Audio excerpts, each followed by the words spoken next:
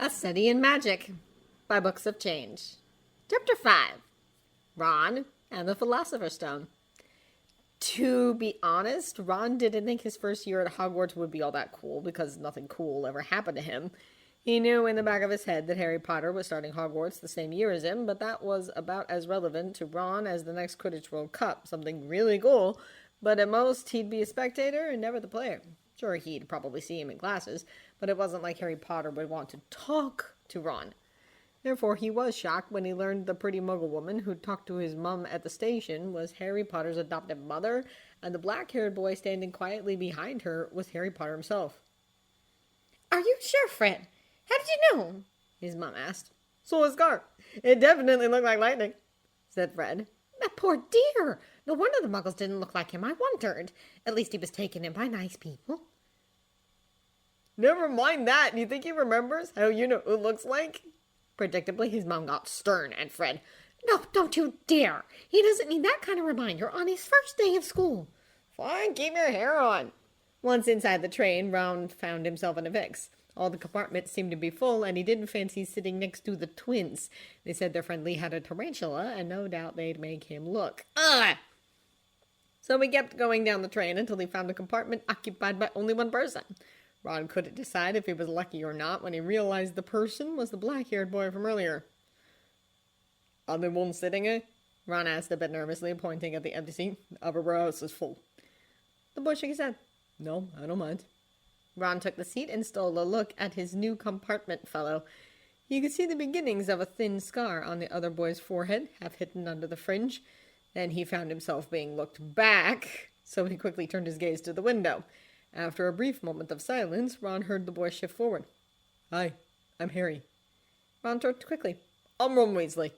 Then, unable to help himself, he blurted out, "Are you Harry Potter?" The boy nodded. "Oh, well, my brother Fred said that you were, and I thought it might be one of his jokes." Ron babbled. "Have you really got, Harry pulled back his fringe, and Ron saw the famous scar in full detail. It really did look like lightning, but unlike what he had imagined, it was slightly off-center. "So that's where you know who?" Ron asked. "Yeah, but I don't remember much," said Harry. "Nothing?" asked Ron eagerly.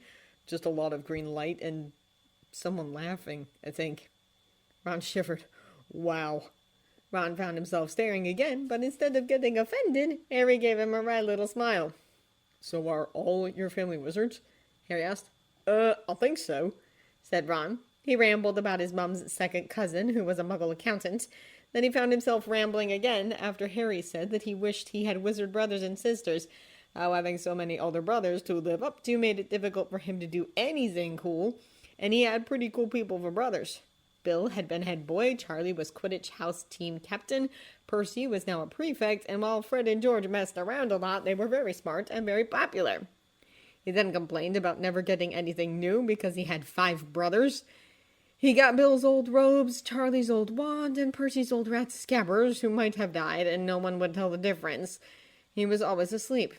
Percy got Hermes for being made a prefect, but his parents couldn't afford. Then he realized just how much he'd been talking, and felt his ears burn. He hadn't meant to let out how these things were bothering him, least of all to Harry Potter, but it felt nice to complain about these things, and Harry didn't seem to mind. "I don't think there's anything wrong with getting hand-me-downs," said Harry, much to Ron's relief. "I mean, before John and Sherlock took me in, my muggle relatives made me wear my cousin's old things, and they never gave me real birthday presents. My old mom and dad left me a bit of money, but I didn't know that until about a month ago. I'm glad they did, though, because I know John's been worrying about how to pay for my things. John's not allowed to work, you see, and Sherlock works freelance, so his income's irregular. In these last 2 years, he couldn't take a lot of paying jobs because he was busy fighting the Muggle world's Voldemort." Ron gasped. "What?" Harry asked, looking befuddled. "You said you know whose name!" Ron said, completely shocked. "I thought you were people—" "I'm not trying to be brave or anything, saying the name," said Harry, looking abashed. "I just didn't know you're not supposed to. See what I mean? I don't know how to think like a wizard, and I don't know enough to even ask the right questions. I bet—" His shoulders sagged. "I bet I'll be the worst in class." Ron couldn't imagine this being the case. At any rate, you could totally sympathize about not feeling brilliant. "You won't be," Ron assured him. "Loads of people come from Muggle families, and they learn quickly enough." Harry asked about Ron's older brothers, Charlie and Bill, and what they're doing now that they were out of school. Ron told him Charlie was in Romania studying dragons, and Bill was in Africa doing something for Gringotts. "Did you hear about Gringotts?" Ron asked. "It's been all over the Daily Prophet, but I don't suppose you get that with the Muggles. Someone tried to rob a high-security vault." "I know! We've been getting the Daily Prophet since August," Harry said eagerly. "Do you remember the part that said the vault was emptied 3 days before the break-in? Well, I went to Diagon Alley for my school things 3 days before the break-in, and the Hogwarts person who came to help me emptied Vault 713 on the same day. Sherlock reckons the emptying and the break-in are related since the dates match up, and people would trust Dumbledore to hide things for them if it was important." Ron's jaw dropped. "My dad said the break-in must have been done by a powerful dark wizard," he said in a hushed whisper. "And they'd have to be, to get around Gringotts. I guess it makes sense Dumbledore would know about it and take care of it. I mean, he's supposed to be the greatest wizard alive, and Hogwarts is probably even safer than Gringotts." "Yeah," Harry agreed. Then suddenly he went, "Sorry, John told me not to talk about this. You could get killed if bad people think you know something they don't want you to know." Ron shuddered. "Let's keep it a secret, then." They talked a bit more. Ron asked Harry about Sherlock and the Muggle world's you-know-who. Harry told him Sherlock was a consulting detective, which Ron had no clue about, and that he could tell a person's life story just by looking at them. "Without any magic?" Ron asked incredulously. "Yeah," said Harry. "I've seen him do it. It's really cool." Ron goggled. He thought Muggles were interesting, sure, but he didn't think they could actually be cool. So distracted was he at the idea of Sherlock, he completely forgot about the question that popped in his mind immediately after Harry started talking about his Muggle family. Around 12 o'clock, Harry asked Ron if he wanted to eat lunch.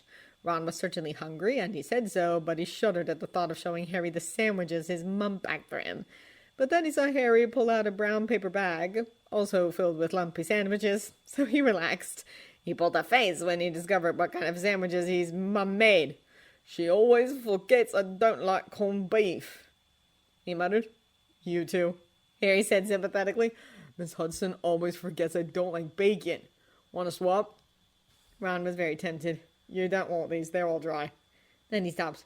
"You don't like bacon!" He never heard of such a thing. "I don't like pork in general," Harry said, "but I don't mind beef. Go on, take it." They swapped.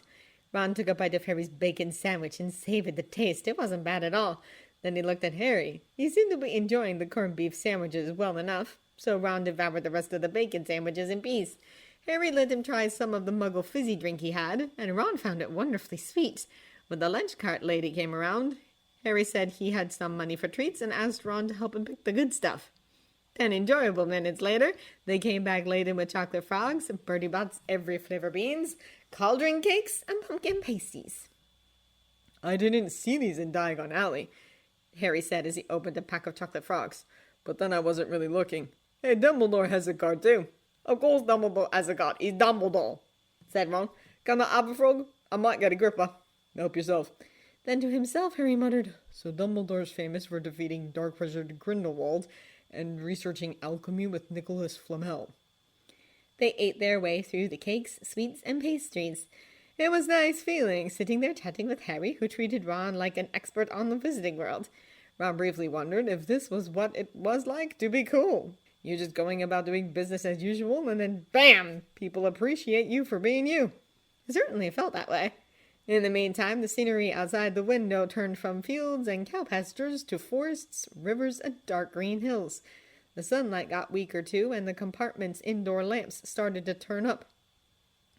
"I can never get enough of wizard photos," said Harry, as he admired his growing pile of chocolate frog cards and doing something with his mobile Feliton. Ron's dad had got a few recently, so he knew what they looked like. "Did you know in Muggle photos, people will stay put?" "What? They don't move at all?" Ron said, amazed. "Weird!" Harry grinned. "Once the pictures start moving, it's not a photo anymore, it's a video. I have a few on my phone. Here, look." Ron eagerly looked at the mobile Feliton screen. The pictures were indeed moving, and it has sound, too. Then he realized the video was a record of the time they spent at the lunch cart, deliberating over the sweets. It was very odd indeed to see and hear his own self talk about chocolate frog cards of famous witches and wizards, and then when Bertie Bott's say every flavor, they mean every flavor. "This is amazing," said Ron. Harry grinned again. I'm planning on taking a lot of photos. I'm not sure if I'll have enough space. He studied Ron for a moment. Hey, want to take a muggle photo? Ron beamed as Harry took several pictures of him in Scabbers. Then they tried to take photos of the two of them together and laughed at the badly taken photos that cut them off from the top, left, right, and center. He felt his ears burn again when Harry told him he was going to send the photos and videos to his muggle parents right away. In the brief message, Harry had typed, "My friend Ron!" Muggles are really fast about their mail, aren't they? Ron said as he stared, mesmerized, at the new text, as Harry called it, that came minutes after Harry sent his. It said, "Hi, Ron, SH and JW. We still have paper mail, but for short, quick messages, a lot of Muggles prefer text messages," Harry said. "Can all mobile Felitones do this?" Ron asked.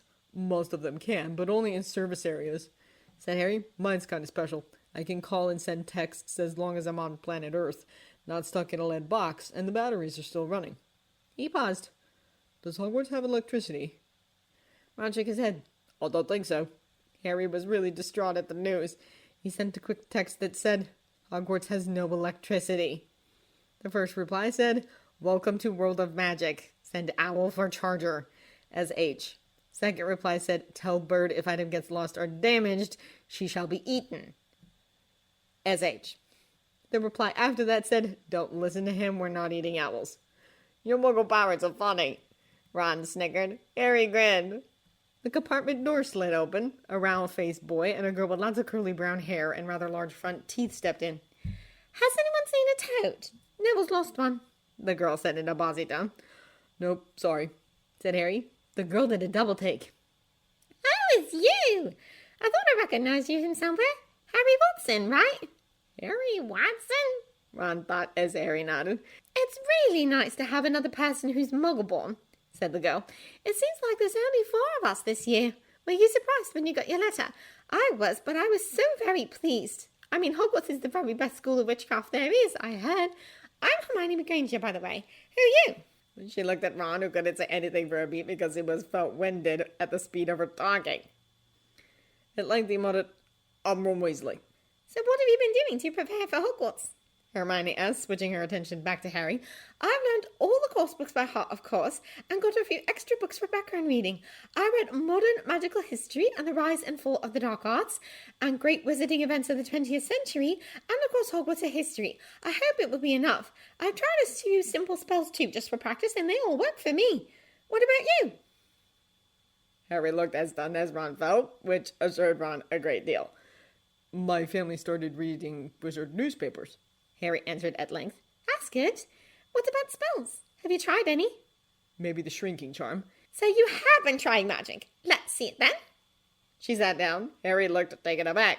For several seconds he just sat there, incredulous at the turn of events, but in the end he relented. Harry took out his wand from his inner jacket pocket then, after some consideration, set aside a cauldron cake and pointed his wand at it. "Reducio." The cauldron cake shrunk to the size of a pea. Hermione looked both impressed and satisfied. "You've really been practicing, haven't you? I tried the charm myself, of course, and it worked fine, too. Do either of you know what house you'll be in? I've been asking around, and I hope I'm in Gryffindor. It sounds by far the best. I heard Dumbledore himself was in it, but I suppose Ravenclaw wouldn't be too bad. Anyway, we better go and look for Neville's toad. You two better change, you know. I suspect we'll be there soon." Then she left, taking the toddler's boy with her.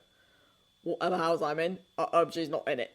Then Ron rounded on Harry. You can do a spell like that, and you're worrying about being lost in class. How do you know that girl? And what's up with Harry Watson?" Harry started rubbing the spot above his right eyebrow. "Harry Watson is my name in the Muggle world. I changed it when John and Sherlock adopted me. I met Hermione in Diagon Alley, and I was introduced as Harry Watson then. And I only know how to do that spell because Sherlock made me try it about 50 times until I got it right." Harry chewed through that. "So you're Harry Watson now?" "No," said Harry. He seemed to be descending into gloom. "I'm still Harry Potter in the wizarding world." "Well, what's wrong with that?"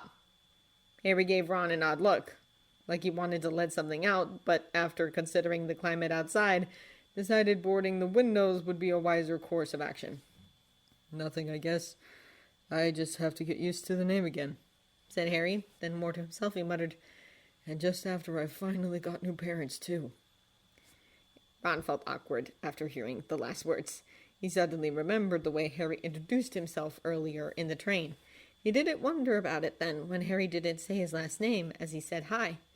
Now he had to wonder if Harry did it deliberately, not wanting to say Harry Potter, but not allowing himself to say Harry Watson. Suddenly Harry slapped his cheeks. "Okay, enough of this," he said. "What houses are your brothers in?" Ron was only happy to change the subject. "Gryffindor. Mum and Dad were in it too. I don't know what they'll say if I'm not. I don't suppose Ravenclaw would be too bad, but imagine if they put me in Slytherin." "What's wrong with Slytherin?" "What's wrong with Slytherin? Dark wizards come from Slytherin. You know who was in there too." Harry blinked. "Oh, I didn't know that." He scratched his head. "At least I know which house I don't want to end up in. Do you know how they sort us into houses?" "Some sort of test, I think. Fred said it hurts a lot, but I think he was joking." A voice echoed through the train as Harry started to panic. "We will be reaching Hogwarts in 5 minutes' time.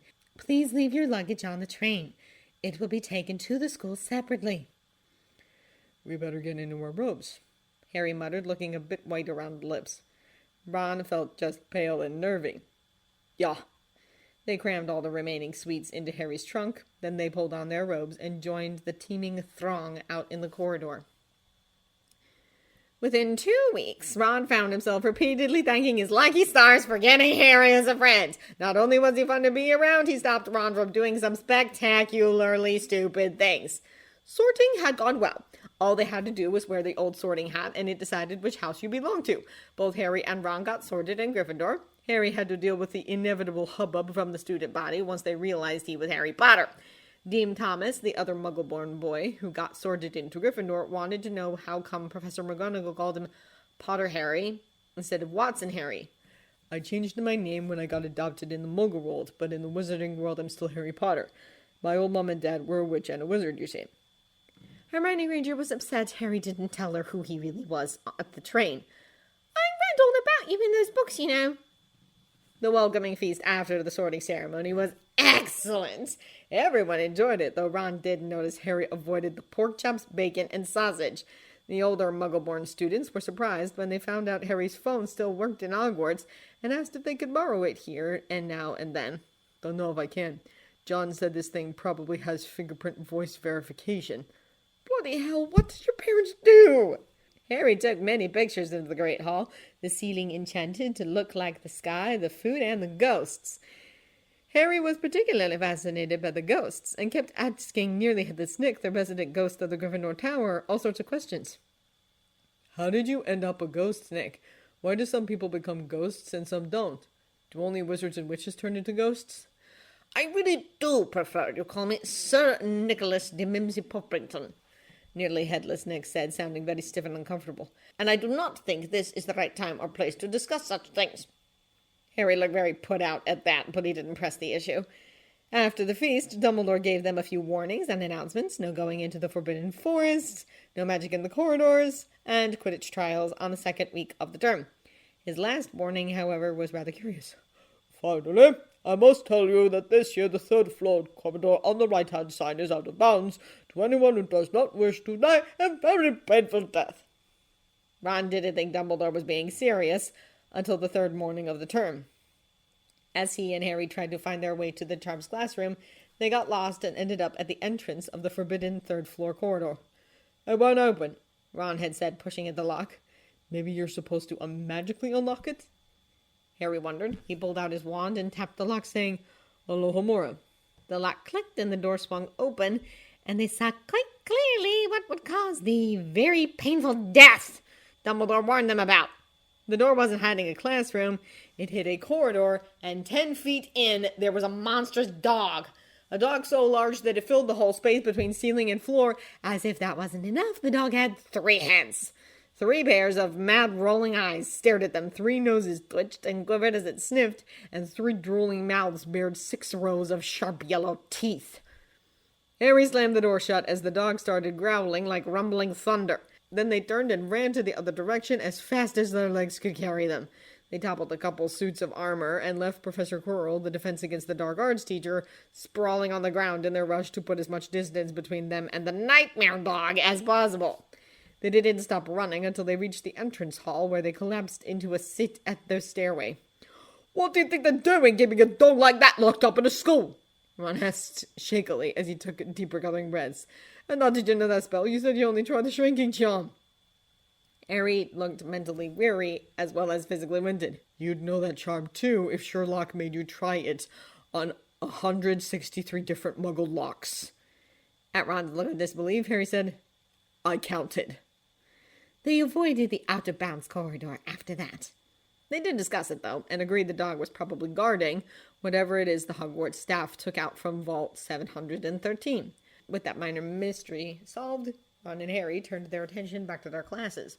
The classes were an ordeal, and that was without even counting the challenge of finding the bloody classrooms. Ron had learned to read and write and do arithmetic from his mother at home, so he'd never been in a classroom until he got to Hogwarts. He was warned sitting down, taking notes, and listening to what the teacher was nattering about for hours on end was going to be difficult, but no amount of warning could have prepared him for the real thing. Ron thought he'd doomed until Harry, who went to Muggle primary school and was so used to this sort of thing, let him copy his notes and poked him awake if need be. Each class was different, thus calling for different coping mechanisms. Some were as boring as death, like the history of magic, which was ironic since Professor Binns, the history of magic teacher, was a ghost. Some sounded cool, but turned out to be a joke. Defense against the dark arts. Professor Quirrell's constant stutter and trembling didn't make him sound very credible. Some were doable and occasionally interesting. Charms, herbology, and astronomy. Others promised lots of hard work and never broke them. Transfiguration. As Ron expected, Harry turned out to be quite brilliant. Not like Hermione, who loved to show off in class, did all the spells correctly on the first or second try, and frequently wrote double the length required for their homework assignments. Harry never raised his hand in class, but if the teacher asked him, he usually knew the answer. He was very good at spells too, better at transfiguration than Hermione even, and would usually figure out what he needed to do well before the class was over. He also had an absolutely brilliant reason for never writing more than strictly necessary. Think about the poor teacher who has to read the same information over and over again. Thus giving Ron an ironclad excuse to never write a longer than necessary essay. The only class Harry had trouble in was potions, and it wasn't Harry's fault, but the teacher's. They had their first double potions class on Friday. Harry's owl Hedwig delivered the charger Sherlock had promised that morning. It looked like a book without pages. Its covers were made of two shiny dark metal panels stuck inside white plastic casings, and a small blue box with a narrow rectangular opening was attached next to the spine. Harry also got a note from Hagrid, who invited him for tea in the afternoon. It was a good thing they had the charger and tea with Hagrid to look forward to, because potions had been a disaster. The potions classes were held in the dungeons. It was a creepy place, both colder and darker than the rest of the castle, and covered wall to wall with jars of pickled animals and sinister-looking plants. Professor Snape entered soon after Ron and Harry settled at the workstation next to Seamus Finnegan and Neville Longbottoms. Snape started class by taking a roll call. He paused at Harry's name. "Harry Potter," he said softly, "our new celebrity." A pale blonde Slytherin boy and his two troll-like cronies, sitting like bookends on his either side, snickered behind their ends. Harry drew his eyebrows together in a small frown and started worrying the inside of his mouth. After Snape finished calling their names, he looked at the class, sweeping his cold black eyes over them. "You are here to learn the subtle science and exact art of potion making," said Snape. Though he spoke barely above a whisper, his voice carried over without effort. "There will be no foolish wand-waving or silly incantations in this class. As such, I don't expect many of you will understand the beauty of the softly simmering cauldron and the delicate power of liquids that creep through veins, bewitching the mind and snaring the senses.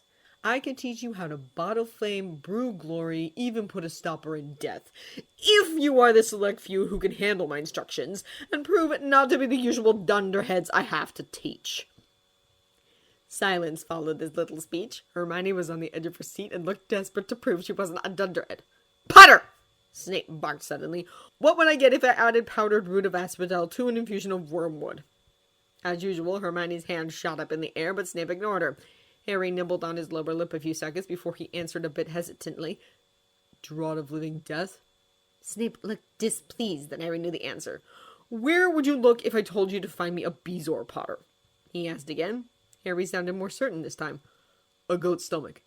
Snape's lips thinned. "What is the difference, Potter, between monk's hood and wolfbane?" Harry looked stumped. Ron privately thought it was amazing he lasted this far. He hadn't known the answers to any of Snape's questions. Hermione, in the meantime, actually stood up, her hand stretching toward the dungeon ceiling. "I don't know, sir," said Harry quietly. Snape's lips curled into a sneer. "Didn't finish your reading, have you?" Then suddenly he switched into a foreboding expression. "Sit down!" he snapped at Hermione. "For your information, monkswood and wolfsbane are the same plant, and also goes by the name of aconite.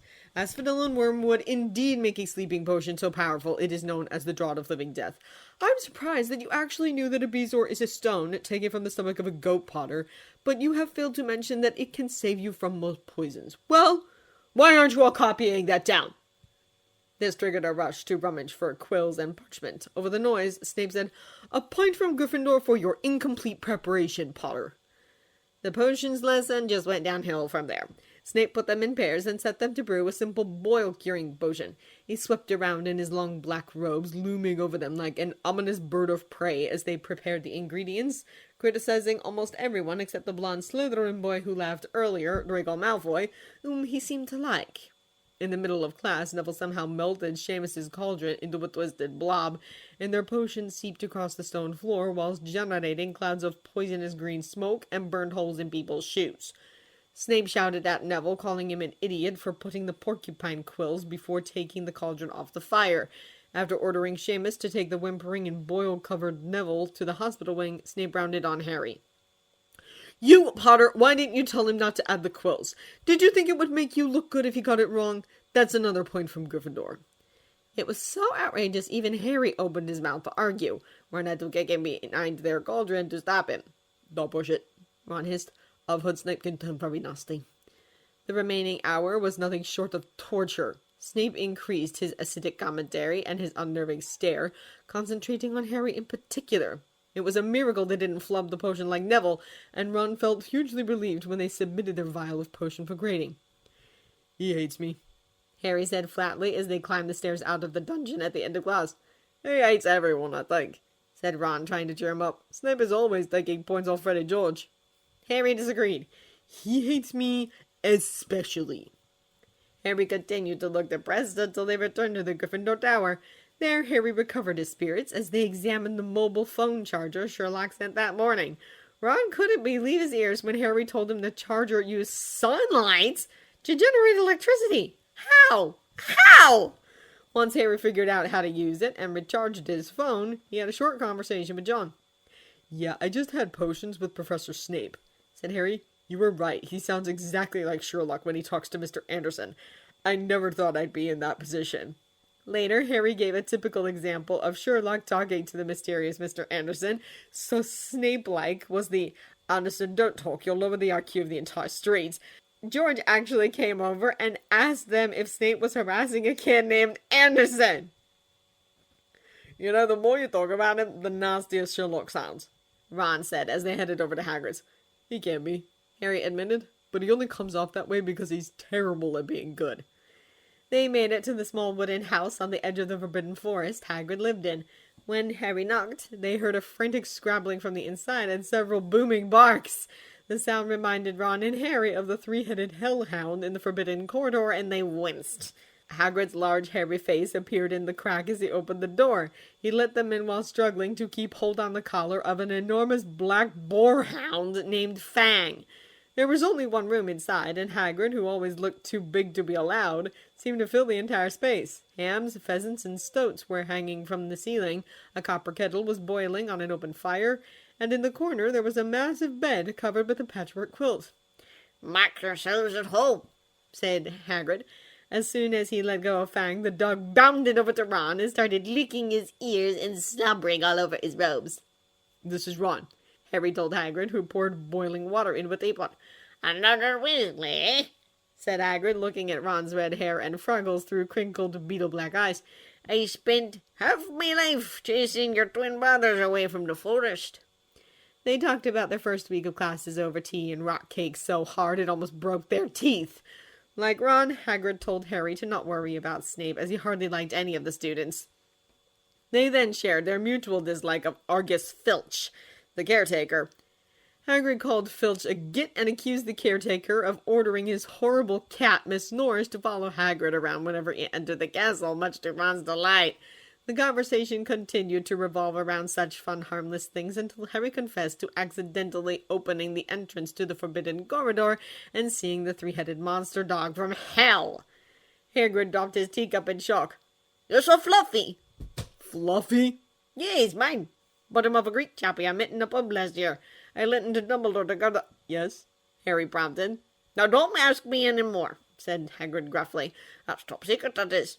"I'm just worried about security," Harry said. "You can open that door with a simple unlocking charm. That doesn't sound very safe to me." "Rubbish," said Hagrid. "There's more than just a locked door and Fluffy doing the protecting."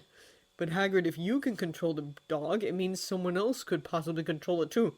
"That's really unlikely," said Hagrid hotly. "Now listen to me, Harry. Your meddlings that don't concern you is dangerous. You forget that dog, and you forget what is guarded. That's between Dumbledore and Nicholas Flamel." "Nicholas Flamel is involved too," Harry said blankly. Hagrid looked furious with himself. Harry took pity. "I'm not interested in meddling," Harry assured Hagrid. "And we're not going to tell this to anyone. People might think we know more than we actually do, and that might get us killed. Right, Ron?" Ron nodded. Hagrid relaxed. "So, how's your brother Charlie?" Hagrid asked Ron loudly. "I liked him a lot, great with animals." Ron told Hagrid all about Charlie's work with dragons. In the corner of his eye, Ron saw Harry fiddle around with his phone, which chimed 3 times. Harry quietly put it away after reading whatever messages he got. He showed Ron what he'd been up to as they walked back to the castle for dinner, pockets full of rock cakes they were too polite to refuse. "Fluffy's guarding a philosopher's stone," Harry said. "A what?" "A philosopher's stone that can turn any metal to gold and produces an elixir that lets you live forever," Harry explained.